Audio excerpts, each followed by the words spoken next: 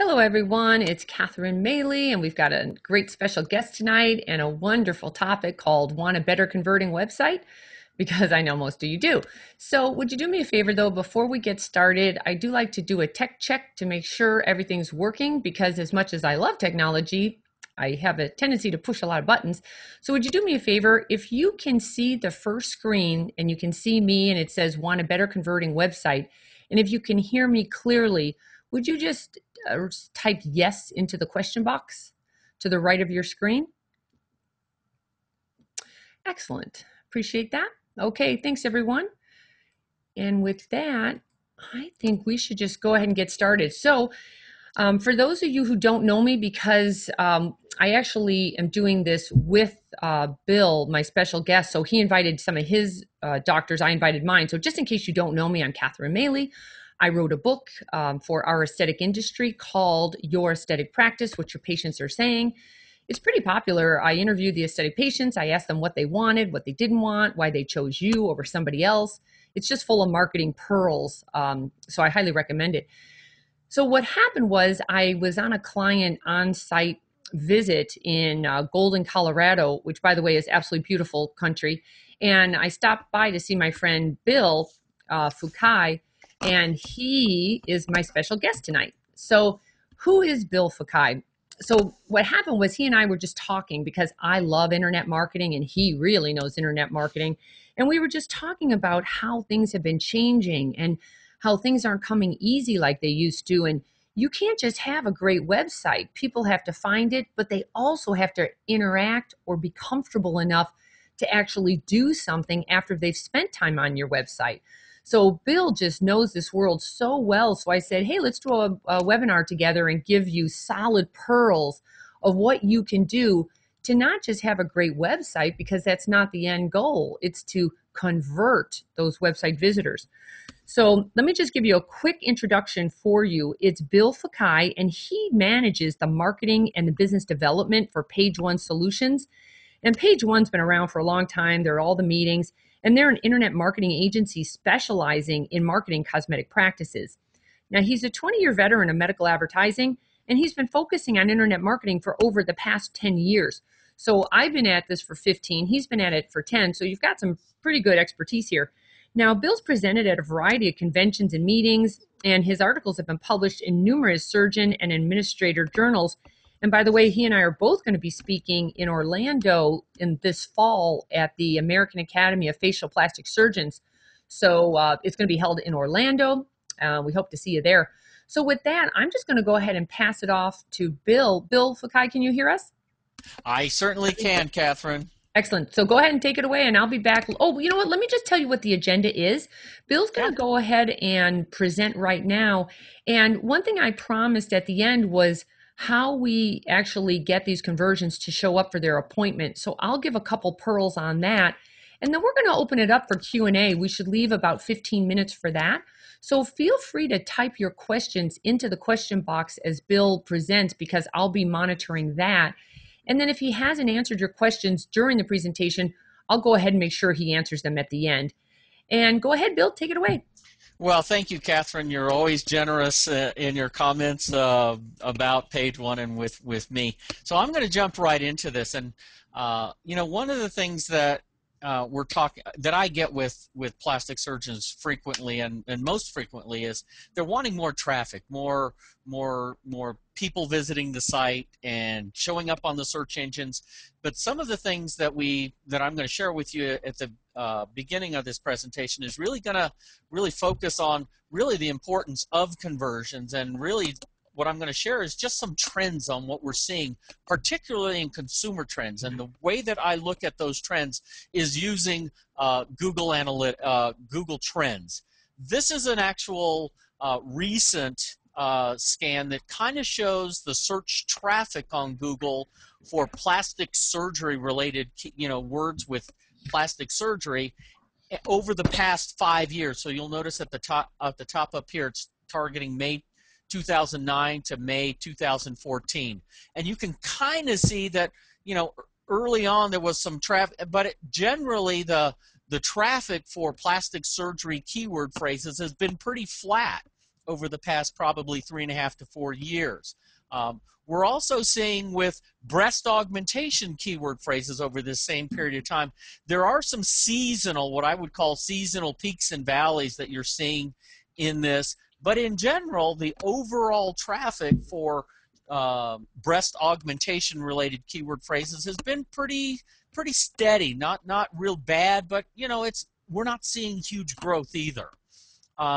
Same thing as liposuction, very similar trends that we saw with breast augmentation, although on average we're starting to see just a slight decrease over the past probably year and a half relative to earlier times. Tummy tuck, on the other hand, this is a little different, and probably mainly because of the promotions that we're seeing in media coverage in tummy tuck or abdominoplasty types of media coverage. So we're seeing different spikes than we did with, say, liposuction and with breast augmentation. But generally, I would say tummy tuck is really, compared to the other ones, more one of those interests on Google that's kind of on the rise, I would say. Facelift, we have not seen nearly as much, volatility in the searches. It's a much more steady growth that we're seeing, but again, it's pretty steady if you look over the past 5 years. And I think this is primarily due to the aging demographic, and they're adopting more of the internet, embracing the web and certainly searches and information. So I think this is reflective of that type of stuff. So generally speaking, I'm seeing some increases there. Probably the most, visible increase as it relates to plastic surgeons on the searches are going to be reviews. This kind of gives you an idea over the past 5 years what's happening regarding how many times people are searching for plastic surgeon reviews. And as you can tell, it's kind of up and down, but a definite increase. And so the importance of reviews continues to grow. And so we need to be leveraging that in our websites and things like that. So these are some general trends. And really what I'm going to share with you is this. First of all, the consumers tend to be, as you guys know, they're going to be a little more educated. They're certainly more savvy as it relates to using technology, and they've got better technology. Load times and things that you can do and visit on the web, certainly much more consumer friendly today than it was, say, 5 years ago. And we're also seeing that there's so many more resources online for people to find information. Websites like RealSelf, they weren't even around, when a lot of this trend started happening. And we're also seeing this trend definitely towards mobile and the use of mobile devices, on the internet. Some website trends, as we're seeing, not only just in terms of consumers, but some trends that we're seeing with websites. Number one, they are much more sophisticated in terms of the elements and interactive elements. They're also, you used to see a lot of websites that used to have a lot of padding on the sides, and the websites looked a little skinnier. Now everything looks bigger, when you're viewing it. We're also finding the websites that are really trying to be authoritative, they generally tend to be bigger just in the amount of content or the number of pages that we're seeing. And we're finding that these pages generally tend to have a lot more elements on it that people can click onto and view things and videos and interactive elements, infographics, things like that. And we're also finding that practices, and the reason why you're on this webinar tonight is not that I want an online, brochure. What I really want from my website is it's got to be a lead generating source for our practice, and in some cases, it's the leading lead generation source. Out of all the traffic that's coming to my site, we generally tend to find, for many of our practices, it is the number one lead generating source for their new patients. We're also finding that websites absolutely need to be more mobile friendly, so I'm not going to get too much into that, only because I think that's pretty common sense today.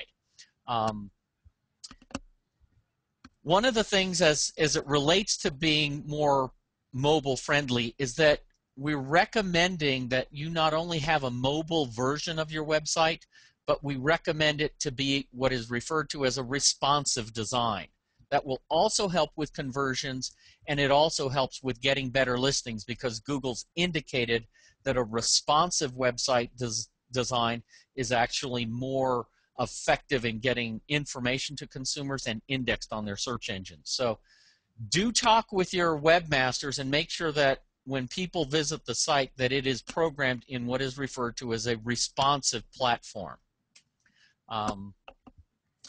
If I can get the screen to adjust here. Some other trends that we're seeing is competition.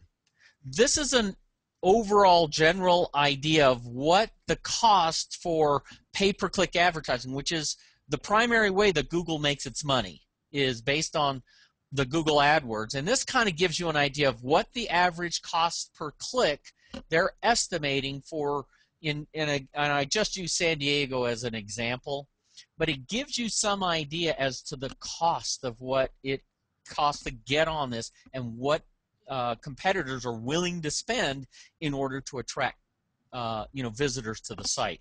So the cost of this stuff is really going up. So these are some real quick takeaways. Number one, overall consumer interest for plastic surgery and cosmetic surgery related services, they generally tend to be pretty consistent over the course of the past 5 years. Nothing that's been drastic. There are some slight downturns and certainly some upturns. Where we've seen the uptick is going to be in the more mature audiences. And these are going to be things more like tummy tuck procedures and facial procedures, where a lot of the younger skewing demographic, and that's seem to be a little more volatile, are going to be the breast augmentation, liposuction types of procedures. We're also seeing the rising need for surgeons to really focus on how are they comparing one of us next to each other. And these kinds of things are going to help you once you understand that consumers are trying to find ways to compare each of you against each other. Once you recognize that and take steps in your websites to address them, you're going to find that you convert more of them into actual leads. And then also the mobile audience is increasingly important as well. So when it comes to competition, there's just more websites out there in general, certainly more pages and more resources. And again, costs are increasing, competition's increasing. All of this basically means is it's not always the best idea just to try and get more traffic, but try and convert the traffic that's already coming there. That way you're going to, if you do those things, you're going to actually see a faster return on that investment than you will waiting and marketing things online to help hopefully generate more traffic, which definitely takes more time. Okay, it takes much more time to generate more traffic than try and convert the traffic that's already there. Kind of like Catherine's philosophy in terms of marketing internally, and it's a lot easier to convert those people that are already in your practice than to try and go out and get new ones. That concept certainly applies to web marketing as well. So some of the things that I want you to think about is, I just last night was watching the NBA Finals, which is going on right now. And it's all about competition. It's at the highest level. You're seeing some of the world's greatest athletes play in the championship series this year. And one of the things that you're going to find is that everybody's talking about LeBron and, maybe the best player. I'm going to tell you, to really dominate a sport or your marketplace, it's more than just, exposure. And these two gentlemen get a lot of exposure, okay? But they don't dominate in terms of, in my mind, who is the most dominant player that has ever played the game of basketball doesn't play today. The most dominant player that played at any era was probably Wilt Chamberlain. And Wilt Chamberlain dominated, and in the sense that he averaged 50 points in a game for an entire season. He averaged 20 rebounds a game for an entire season. Those are some huge numbers. But what he's mostly noted for is that he scored 100 points in one basketball game.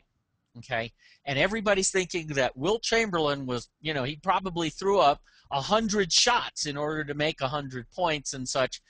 What this is a testament to is that the way that you score and the way that he was able to score 100 points wasn't that he took a lot of shots, relatively speaking.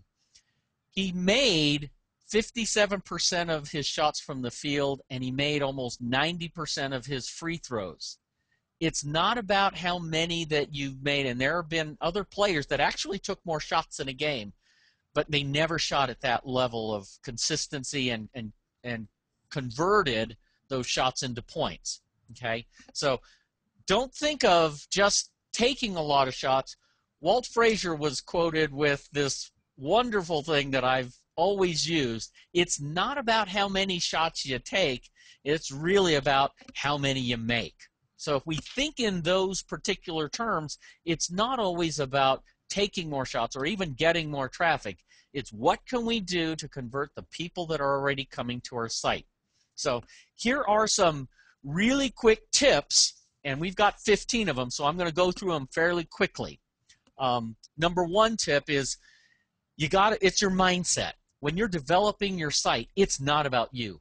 So much focus of updating a website, so if you're going to redesign a new site, don't think about everything that's just about your practice and your branding. That's all stuff that's important, but it really doesn't start with you. It really starts about being a patient-centric practice and thinking in those terms before you start designing anything, is to really start thinking through how consumers look for things. What do they look for? All of those things will help you when you develop a site and look at recommendations that your webmaster is making.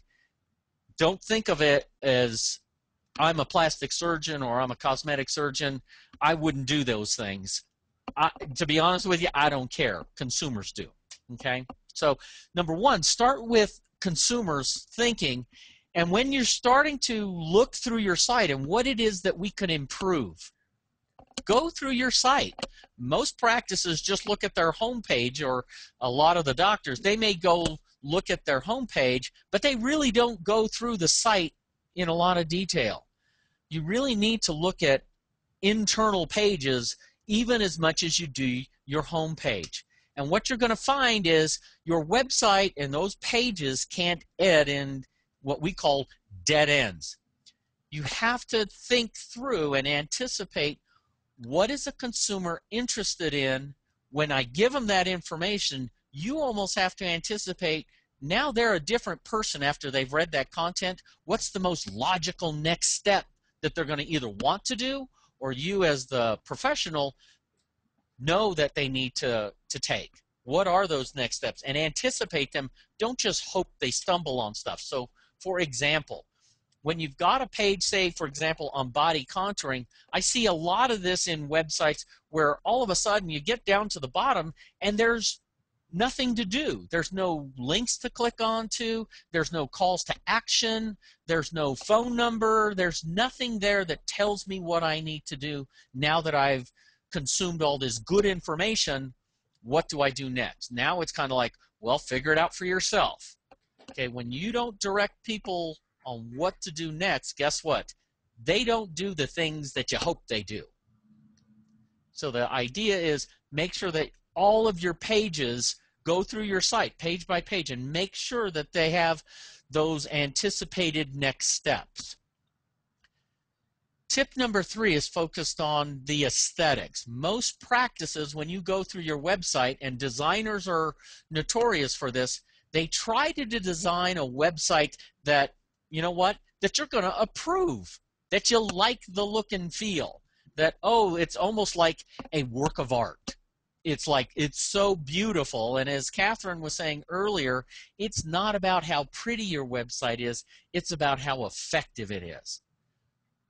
When calls to action or elements for people to take action, when they blend in, okay, when they blend in with everything else, you don't see them, okay?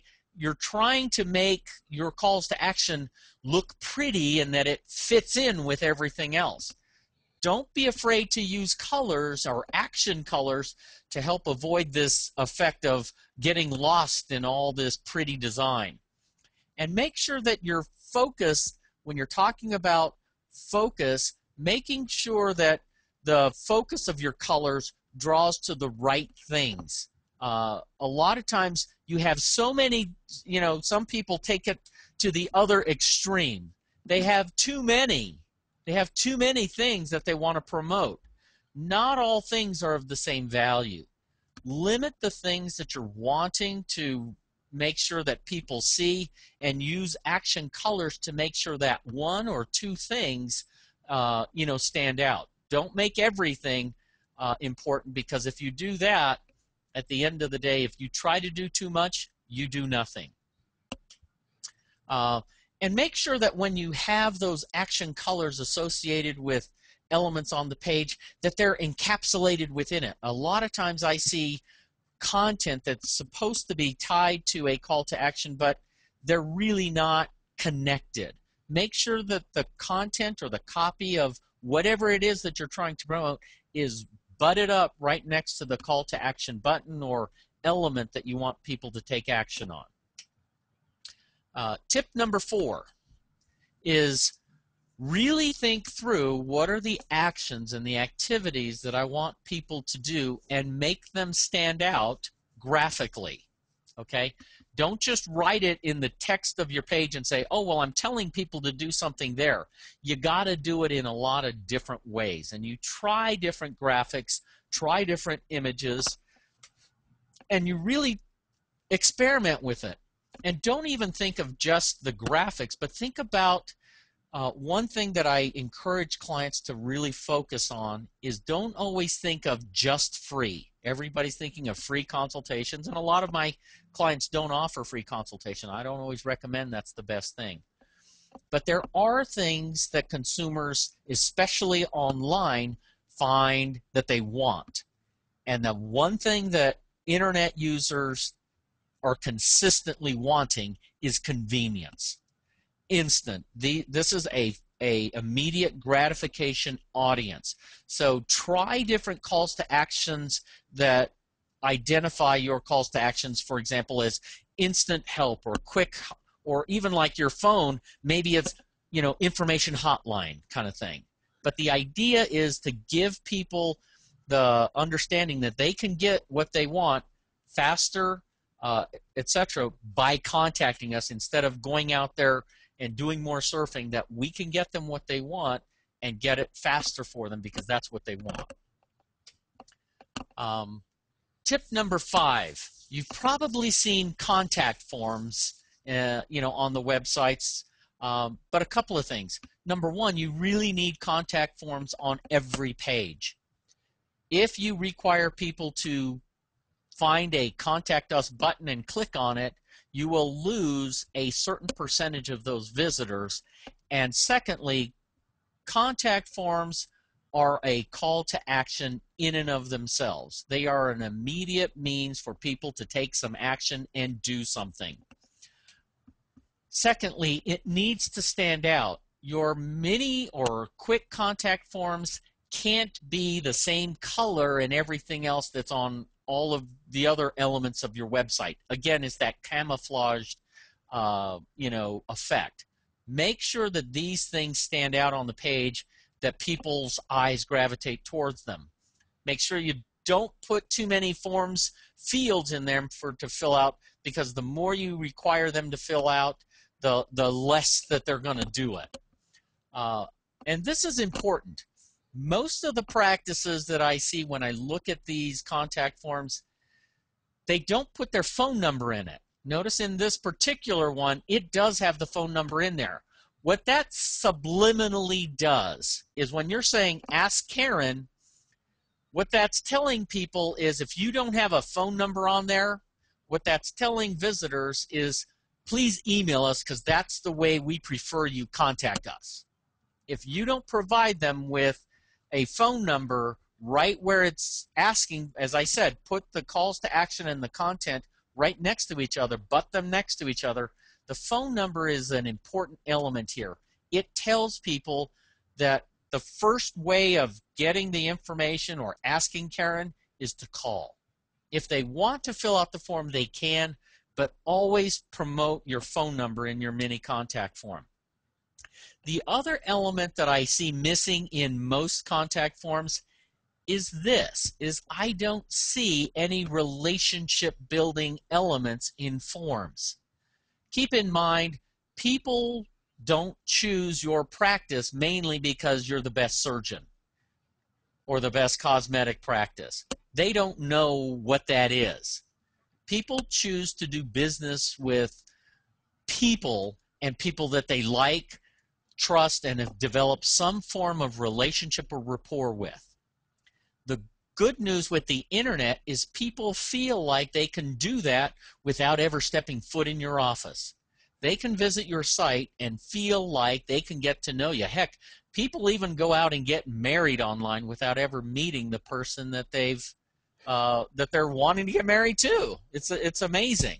But the fact of the matter is consumers' perception is, I can learn enough about you to already start making decisions long before I ever talk to you. Hey, Bill, I just want to chime in on this one from the aesthetic patient's point of view. Most of the practices might not be catching the distinction here because a lot of them have this opt-in box, but they're asking way too many things. And they say, schedule your consultation. And the problem Yeah. with that is, if they wanted to schedule a consultation, they probably, all you want them to do is call you. That's your number one priority, is to call. But if they're not willing to call, then your next priority is ask me a question. And that's how you interact. Because you get this false sense of security saying, oh no, I have an opt-in box. The problem is your intent on your opt-in box. You Yes. know? You by saying schedule a consultation, what you've done is you've created a barrier. Yes. You just Okay, delayed the whole process. you've isolated somebody that doesn't want to, is not ready to do that yet, and that call to action no longer has value to them. That's a huge pearl right there. Yeah. So good point. Tip number 6 is to use real photos. Stock photography as much as you can. People recognize what it is. Use real photographs, and you'll also find statistics show when you have real photographs of real people and your staff and those types of things really promote your people and such, you're going to find that your bounce rates are going to be lower and you're going to get people to stay on those pages much longer. Similarly, video. Tip number 7 is, if you haven't started investing in video on your website, I strongly encourage you to do so. This is almost a necessity in some of the more competitive major metropolitan markets. Video is not only educational, it's also relationship building. People can get to know you on a level that pictures and text will never be able to accomplish. The other thing is it does have SEO value on top of it. Google bought YouTube for a reason. Value in videos is important for both conversions and for SEO. Statistics, don't lie. It works.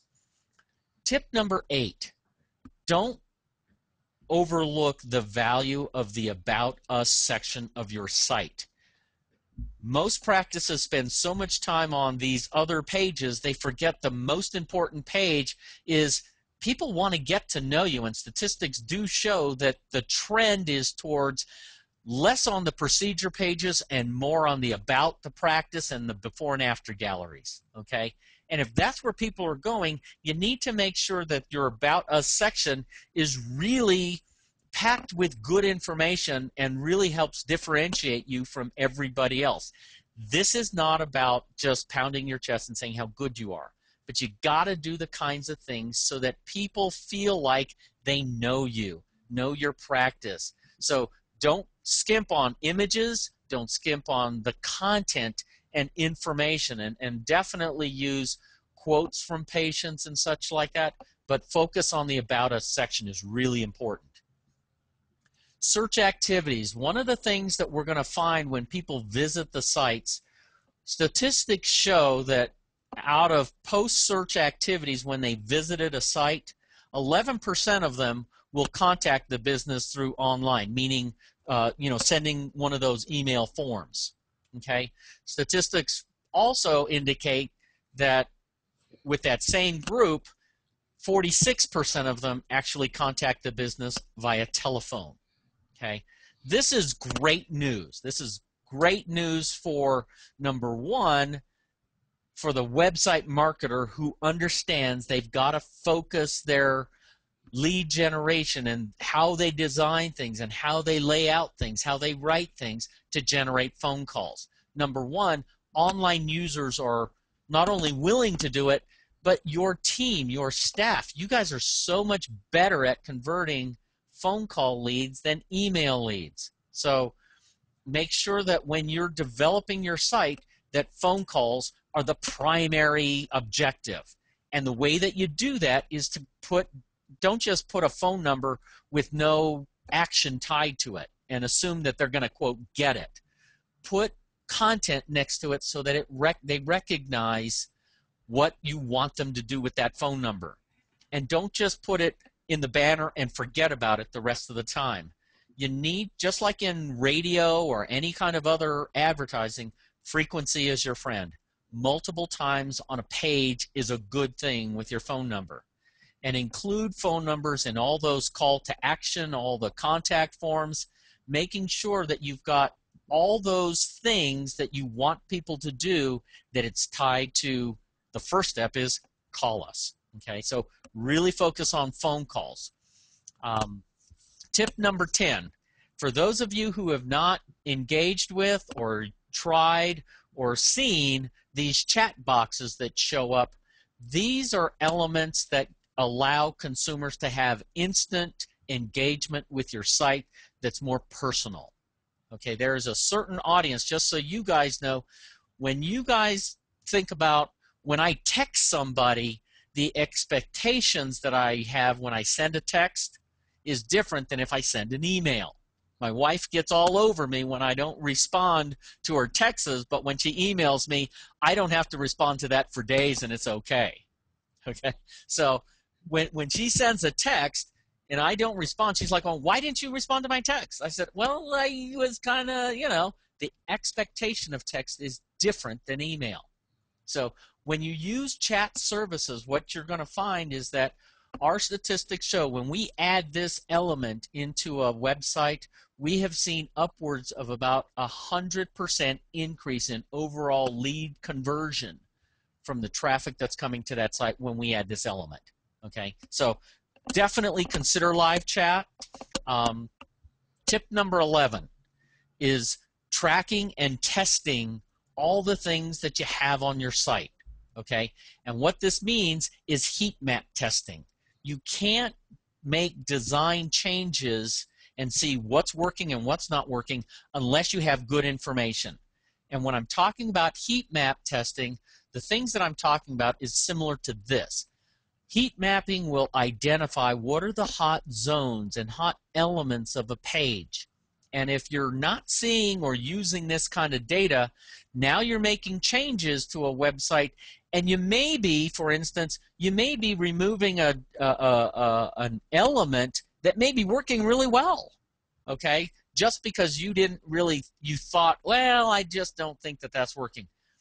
Use good data before you make decisions. You could actually be hurting your conversion results more than helping it unless you start using a good baseline of data to make those decisions. So use heat map testing, and also look at your call tracking. Look at all of your email lead generation tracking. If you're not tracking those things, how can you really know if your website's really converting?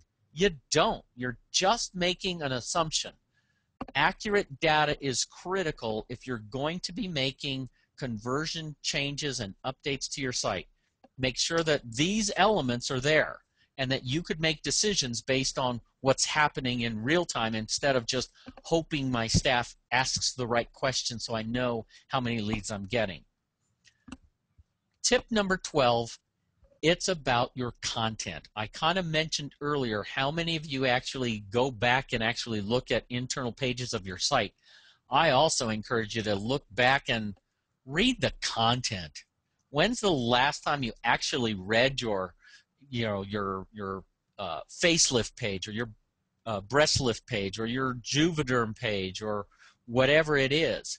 Okay, it doesn't matter what it read 4, 5. Sometimes this content can be as old as 8 or 9 years old. Okay, and it's not written with the same perspective of what consumers are looking for today. So it's about improving the content, at least for your most important pages. Do you really need to rewrite the entire site? Maybe not. But definitely make sure you're looking at those high priority and support pages, and making sure that when you're looking at your Google Analytics, what are my most important pages and what's happening when they get there?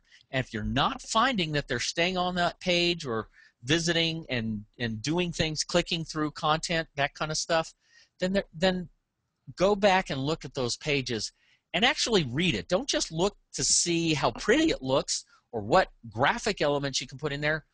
Read the content, because guess what? Don't you think that's what people, when they visit your site, are doing? They're looking for the content. Why do you have content on your page anyway? It's the most important thing on that page, to be honest with you, at least in terms of the value to the visitors. Okay, so think about better content, and the way that you're wanting to update content is blogging. We've seen blogging be very effective at putting fresh information and relationship building kinds of things. If you blog regularly, we typically find that those websites convert visitors at a much higher level as well, particularly when they visit the blogs. The other thing in terms of content is new pages. These are some recommendations in terms of how frequently you should be updating your site with new information. Okay, and when I say new pages, they don't always have to be new pages. These can be pages that have been rewritten, that need to be freshened up, or really more focused on our practice today, that's more relevant to how we actually run our practice and what consumers are actually interested in. Okay, so think about the content, and don't just think about the look and feel of your site. Better follow-up equals a higher return on the investment.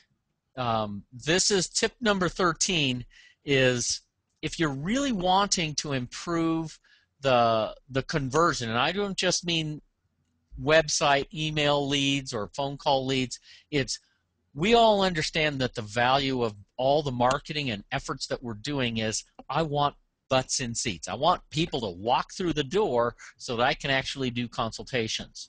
That ultimately is the goal.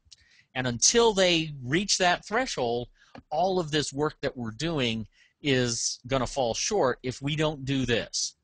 The first thing we need to recognize is that I don't care how good your staff is, people like Catherine can help you improve your intake and your conversions when people contact your office and follow up.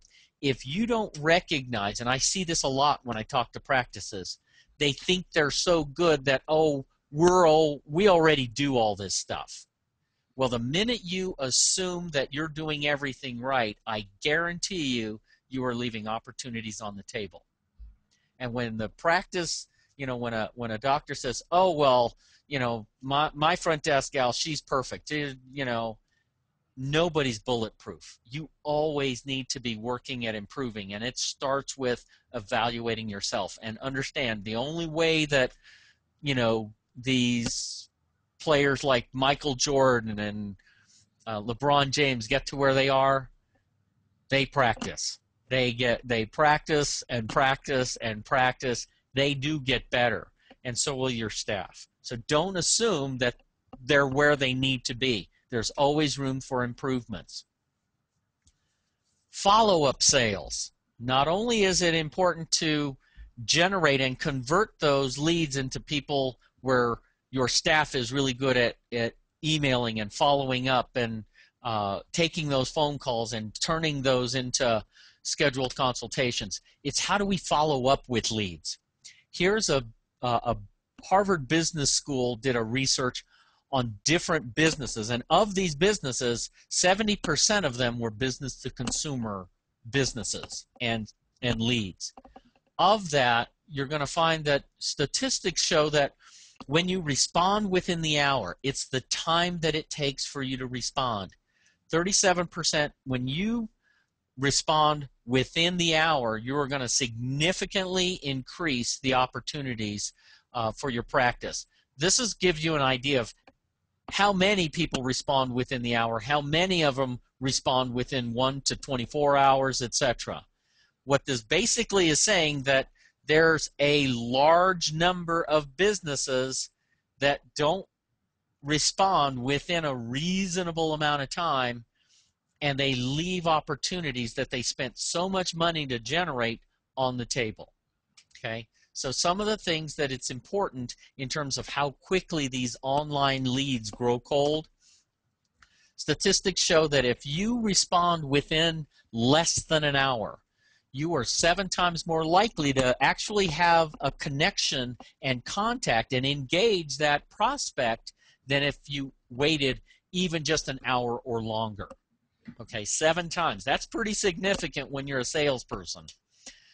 Next, if you wait 24 hours or longer, in many cases, you can kiss that lead goodbye. You are 60 times more likely, and if you've got competitors that are responding faster than you, you are losing business to them, particularly if you're waiting any amount of time to get back to them, particularly 24 hours. Even if you say within 24 hours, I'm going to tell you, 24 hours, you are losing leads that you paid good money to generate. So establish more effective response goals. How can we get people to, and my team, to respond to these leads and get them on the phone? It's important. Don't think that this is something that, well, we'll get to it when we can. You got to make this a priority, particularly on phone calls, but also in terms of email leads. Strategic email follow-up. Tip number 15 is when you generate email leads, what do you do to follow up with them, and how do you follow up with them? We're finding that staff have never been trained on how to follow up. Number one, your website has a lot of information and you don't utilize it in most cases. Staff don't put links back to relevant pages of your site. If somebody visited your site, say, I'm interested in breast augmentation, how much do you charge? You need to make sure you're putting links back to relevant pages. So you can put links in there to your breast augmentation page, a link back to your frequently asked questions, or what to expect during your breast augmentation consultation. You can also put links in there back to their before and afters for breast augmentation, but you always put links back to about our surgeon, because at the end of the day, they are the product, and they will choose your practice not necessarily just because of good before and afters, but in large part because there's a sense of that they like you and they feel like they know you. Okay, so use links in your email follow-up. So these are some examples of that, and then also make sure that these pages that you put things in there that help them, and that these are helpful pages, and you got to direct them to print them. If you don't tell people to print these resource pages, guess what? They won't. What we want to do is make sure that we have printed materials in their hands long after they visit our site and are gone, but our branded materials are in front of them. Okay? And sending email follow-up, if I'm not able to convert them the first time, is not enough. You spent so much time to generate that lead, and you're paying companies like us to generate those opportunities for you, but don't let them fall into a black hole. Database marketing and lead nurturing programs are critical to develop ongoing lead generation that's not just, people that are contacting your office. Many times they've contacted your office before. You just didn't know it. You were just lucky enough that they did it the second time around. If you have lead generating or lead management types of programs, you're going to stay in contact with these people throughout the decision-making process. And sometimes patients can take upwards of 2 years from the time they eventually, when they initially sent a request to the time they actually have the surgery. So make sure that you're staying in front of them through this decision-making process, and that's going to vary for all different kinds of patients. Okay. If you're wanting us to evaluate your site, looking at both conversions and other elements, as part of this webinar, we do offer a no-hassle evaluation, meaning you don't have to talk to a salesperson. Just give us your website, give us your domain. We'll actually run reports, go through your site, and we'll email you our follow-up without having to deal with salespeople. I think the key is that we just want to give you good information, and ultimately we want you to take some action. And if that's with your current provider, that's great. If you're not finding that what they're doing is helpful, or they're not saying the same things, and you want to have a more detailed conversation, we'd certainly be open to it. Okay, but I'm going to go ahead and have Catherine address more of this stuff once those leads come in, and she can address some of these other issues in terms of no-shows and dealing with, as I said, getting those butts in seats. That's where she's going to cover some of that stuff right now. Thanks a lot, Bill. I thought I knew a lot of this, and I even got 1, 2, 3, 4, 5 pearls out of that. So that was really good content. Thank you. So when I was putting out my registration for this webinar, I asked some input, and I kept coming up with, what do we do with the no-shows? Because even if you've got a great website and you were able to convert them, did they show up for the appointment? And nothing wastes more time, money, or mind games than having these big holes in your schedule with no-shows. Your staff standing around, you've got nothing to do, but you're still paying the bills. So I thought I would just take a couple minutes and give you some strategies to avoid the no-shows as much as you can. But you know what? In reality, this is aesthetic medicine. People don't have to have this done. They want aesthetic services. So it's already you're already up against the whatever that's called. So here's one idea. I call this the digital shock and awe. So once somebody schedules an appointment with you, one of the biggest reasons they're not showing up is they don't have to. They don't know you. It's not like they're going to run into you at the grocery store and they're going to have to hide. There's no relationship there. So why not start that relationship the second they say, yes, I'm coming in next week? So what I would suggest you do is give them your website again, but in a really friendly way. So you would send, or the patient care coordinator would send an email, and see that at the bottom. Hello, Sue. Dr. Smith and I look forward to meeting you next week at 1 p.m. I would add some personal comments to that. And then I would always have this. Please click on this link to get to know us better. And instead of attaching a PDF file, which is so aggravating, I've been an aesthetic patient forever. And I actually had I won't tell you what I had done, but they sent me 10 different attachments that I was supposed to open up, print out, and that would have taken me an hour to do. And I thought, why am I doing this? And it was just an odd way to present something to an aesthetic patient who's going to give you tens of thousands of dollars. So instead, you go to the trouble of taking these pages, and the favorite pages I like are the cancellation policy, about us, your services, so you can cross promote a bit. Your before and after photos are vital, your testimonials, your financing options. Patients today, even if they did have the money, there's still affordability issues. They don't want to give all their money away. Give them some options there and tell them now before they even show up. And then give them your map and directions, because sometimes in my book I asked them, and sometimes they said I couldn't find the darn office and I just gave up. So why don't you just put all these pieces together, talk to your technical person. Your graphic designer can just stream these in a PDF file, very, very simple, and then you put it on your server. So now when the patient gets an email from you, they get a live link, and it's something like www.yourwebsite, beautiful.com/meet Dr. Smith. And that's an easy way for them to get to know you. The more they feel like they know you, the much more likely they are to show up. And then reminders. You just can't take anything lightly in today's world. People are pretty busy. Even if they want to come, there's a chance they're not organized and they forgot about you. So I would highly recommend doing an email reminder 48 hours ahead of time. There's technology in today's world that you can automate that with. I would also have a personal phone call from your office 24 hours ahead of time. And I would go so far as to get their cell phone at the time of the scheduling of the consultation. And I would do a text reminder 12 hours before.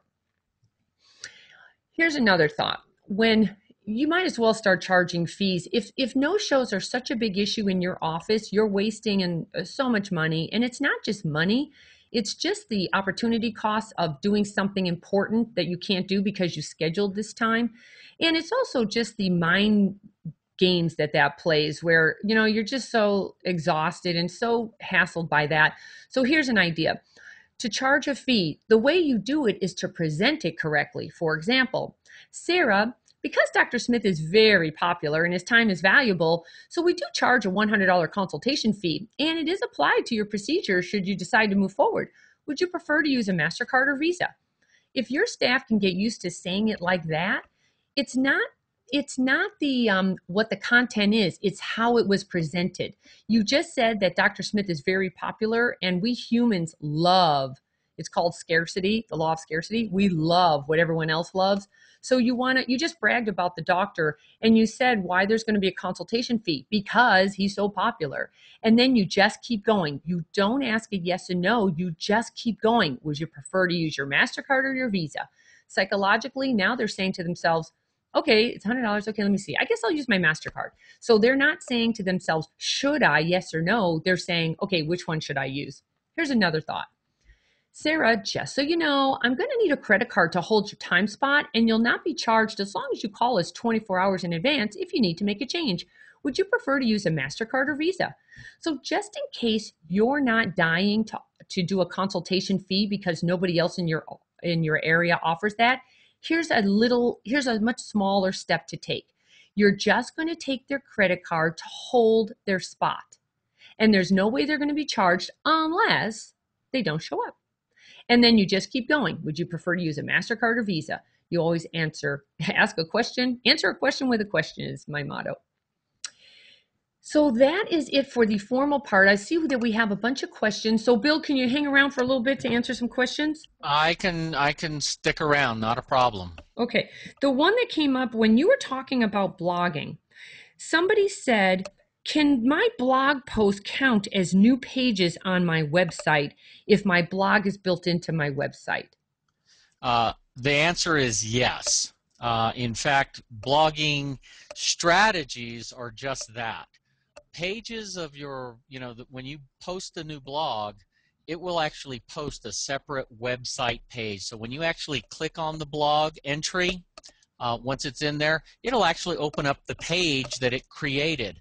The good news with blogs today also, and this is something that most practices aren't aware of, you can actually go in and optimize your blog, meaning you can put in headers or meta tags and really do optimization related stuff that used to be devoted just to actual pages and not blog pages. Mm-hmm. Today you can actually optimize your blog. So there's a lot more value to blogging for SEO purposes and even for consumer conversions, is that information is so much more relevant and timely. Yeah, no, I agree. Thank God. If we have to blog, at least it's working towards the SEO. So that's what makes me, take the time and do it. I'm getting a little pushback here on the consultation fee, and it says, doesn't it minimize the no-shows? And all you can do is test it in your area. I have worked all over the United States, and it's geography specific. It's well worth testing. If you, for a week, were to charge a consult fee, you look at your numbers and see how it's going. The next week or month, don't charge and see how it's going. If no-shows are such a big issue in your office, I highly recommend charging, or do what I just said. Don't charge a fee. Just say, we need your credit card to hold your spot.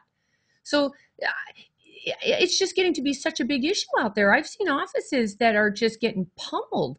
They're spending $10,000 a month in all of this website design, SEO, AdWords. They're doing everything they can, and they're losing 20 to 30% because no one's showing up. That's just right. A waste of your time, and the mind games that plays on you. It's just not worth it. But I would certainly test it. Yeah, I just to kind of add to that, Catherine. Uh-huh. I think there's also a perception of value. If things are always free, the perception is the quality is either not that good or they're not going to get much for it. Okay, I do think that there's some value in charging for certain things, especially if you're talking about a plastic surgeon. No question, I would expect to pay that. Okay. Here's another question. What about the mobile stuff? How can you convert on a mobile phone? Do you have any like is a mobile any different than like Yeah, using on a computer? yeah. Actually, when I'm referring to responsive designs, your a responsive design dynamically changes the layout to accommodate the browser that's trying to pull that site up. So it'll change the layout of a website if you're on a desktop or if you're on a an iPad or if you're on a smartphone. Uh, and the key is this is mobile audience is growing. It's not unusual for practices in more affluent marketplaces to see anywhere from 25 to as much as 30% or more of their traffic visiting that site through a mobile device. Okay, that being the case, creating calls to action and laying out things, because I now have a much smaller screen, I don't have that much real estate to work with anymore. So you definitely need to make sure that that small screen is leveraging what I call touch navigation, because I don't have a mouse or I don't have the traditional navigation elements to, so your buttons and stuff have to be more graphic.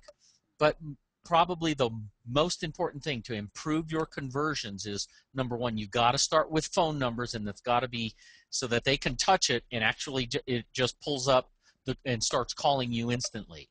The other thing is video. Think through on your mobile device, because people consume information on a mobile device differently than they do on their desktop. And the number one thing that they consume over, on the internet with their phone is video. Video content is important. So another reason why video should be part of your conversion strategy, it definitely applies to the mobile version of your website. Great. I'm getting some questions about this instant live chat. I will tell you, I know several practices who use it. It works beautifully if, and this is the big if, you've got to do your part. The patients are talking to you and you're ignoring them. So you've got to figure that out. You have to have instant chat like on your right in front of you at all times. Some of the offices get their own practice cell phone and they're text alerted immediately when there's a chat. In my own business, when we have a sale, by the way, we're going to have a summer sale in a couple weeks. We turn on our live chat because several people are not yet ready to interact with, let's say, a person who's going to sell to them or push them, they feel like. So it's Right. just a great little intermediary thing that they can do to ask a question, to interact when they feel comfortable enough to then talk to you. So the live chat thing, some people think that like they can manage their own live chat. Do you have any pearls for that, Bill? Like how, by the Yeah. way, you can hear a lot of static on your side, by the way. You're fidgeting around a lot. So Oh, yeah, okay. It must yeah. be my headset, I think. Oh my Lord. So do you have any ideas there for practices managing their own live chats? Yeah, a couple of things is live chat, you're right. Um, People's expectation when they chat you or you're saying you want to chat with somebody, you're the one that's inviting them, to be honest with you. When you have that on your website, you're the one that's saying, chat with us. And when they do, you can't make them wait. Okay, so there's a couple of different ways that you can do this. Number one, in most cases where we've got practices, most of them don't have the time to have a staff member absolutely anchored to their computer screen all day. It's not an effective use of everybody's time. But I need to have somebody monitoring this, literally 24/7. There are services that we use that engage with chat agents that help you manage those chat leads. And ultimately, the way that they charge is they only charge when a chat session actually turns into a lead, meaning somebody leaves their name, phone number, email, with the expectation that somebody from their office is going to follow up with them. But again, the key is you got to follow up with them quickly. Yeah. Okay, but the chats can be managed by agents, and just to give you an idea, the chats cost per lead can range anywhere from $12 on the low end for some of the services that we use. I've seen some charge chats as much as $35 to $40 per lead. But that's if the outside service is chatting for you. Because if you do it in your own office, there are Correct. some, even really cheap services, and all they're doing is being the conduit between you and the patient. But that means you've got to be on your game, and you've got to That's answer right. these. Actually, there's a combination where they can actually give you the option to handle those leads. And if nobody is responding within 10 seconds to those chats, then it forwards over to the agent.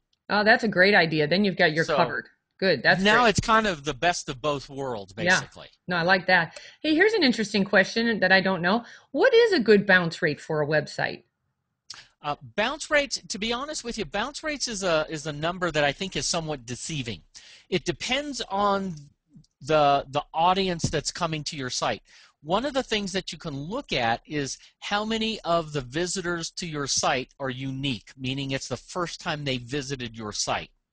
If I have a website that has a large percentage of unique visitors, meaning this is the first time they visited my site, and if you have a high bounce rate, that's a much bigger issue than a website that gets 40% of the traffic is recurring, meaning they may be existing patients who are checking you out, or I need to call the office, or I need to get directions, or whatever it is, or I need to change my appointment or whatever.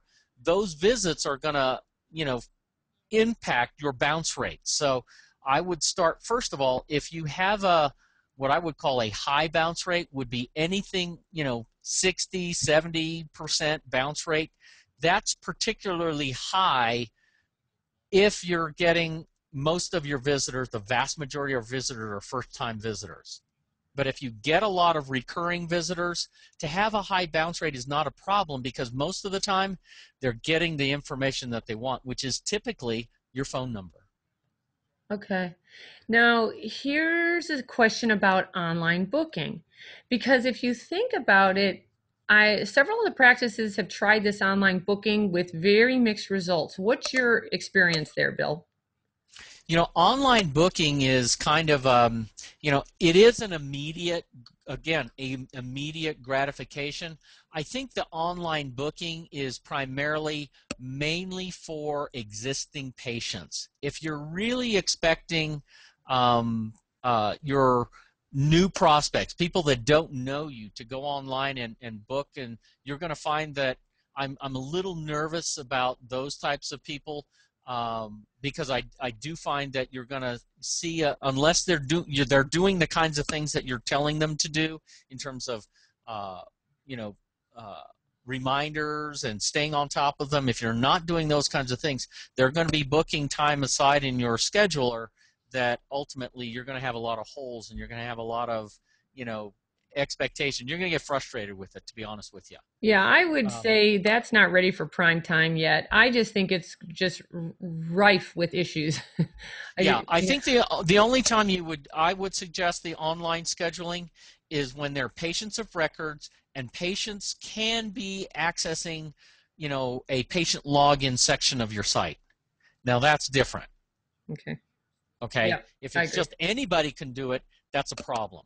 I Yeah. think if you have a private login that your patients can have their own login to get to that stuff, and if they want to book it that way, that's a convenient way of doing it. I've seen that happen in a lot of and I would say that's more often in the orthodontic and dental industry, Okay. because they have a lot of visits.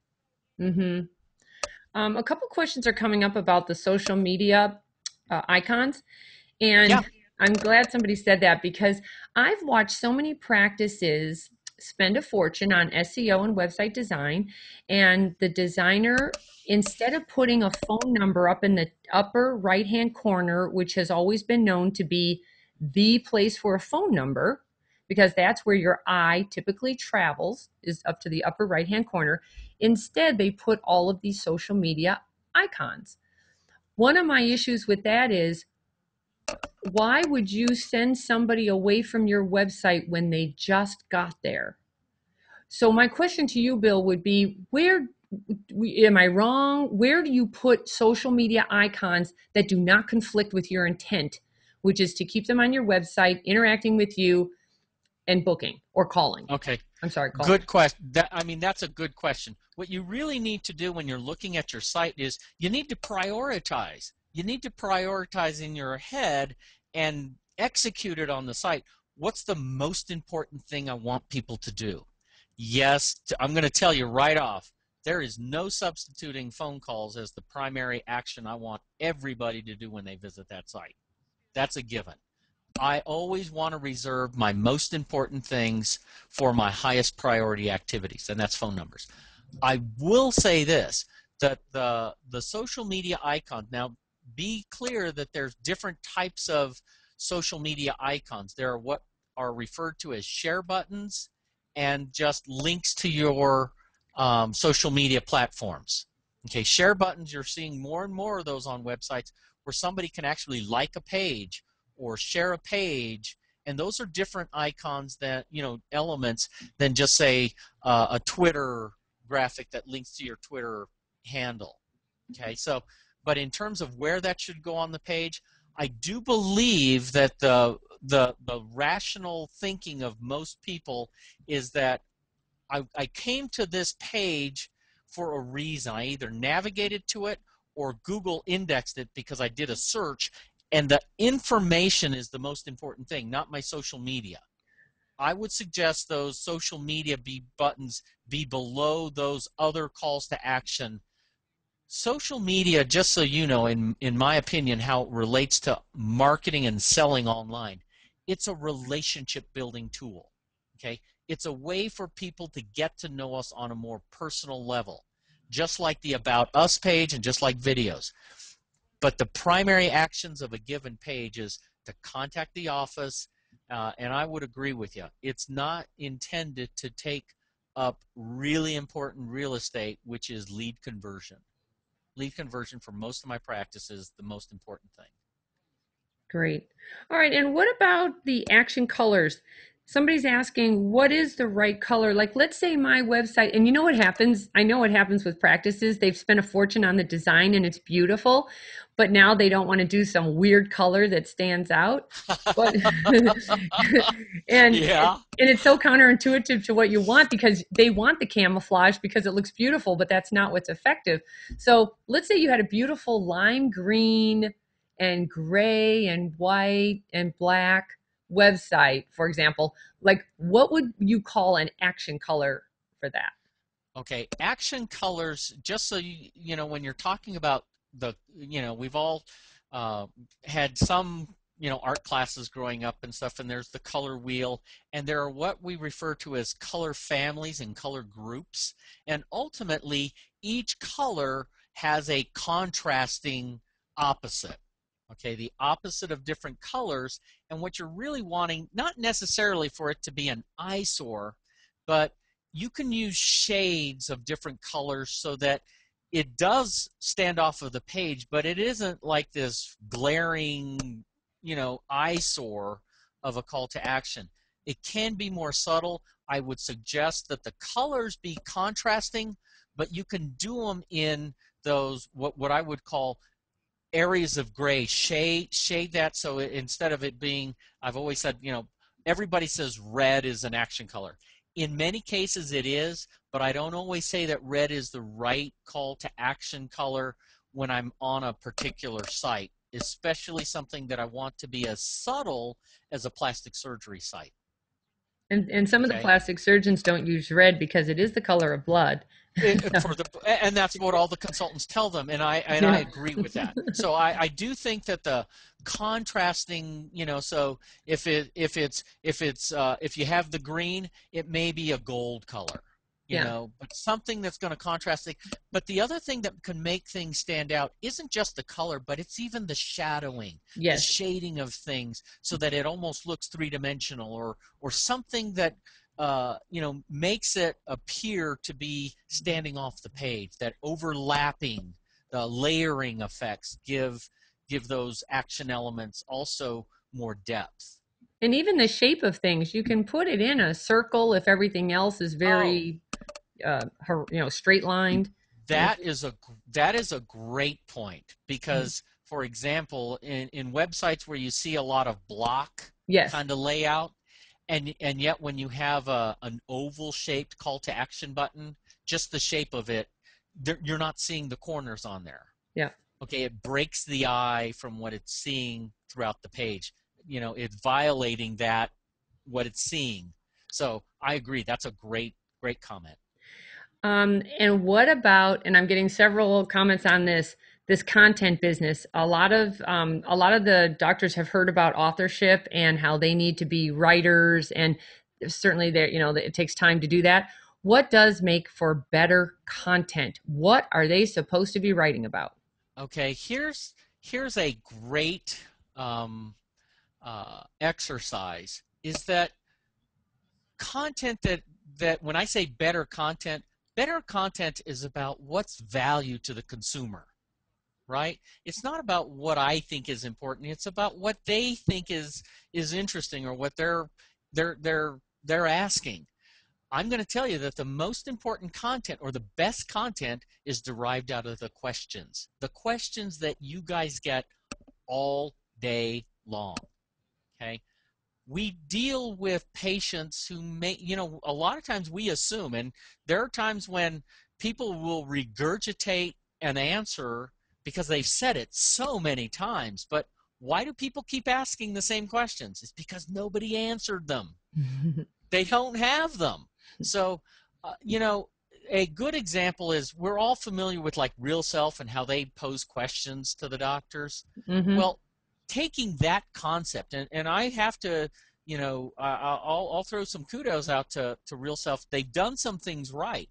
And one of the things that they've done is they started out with consumer centric. Like what I said at the very beginning is, put yourself in the shoes of the consumers, and and your staff members, or the doctor, they are getting questions all the time. And just so you guys know, when you really evaluate the questions that people are asking today, they're asking so much better questions today than what they asked 5-10 years ago, and they're much more varied.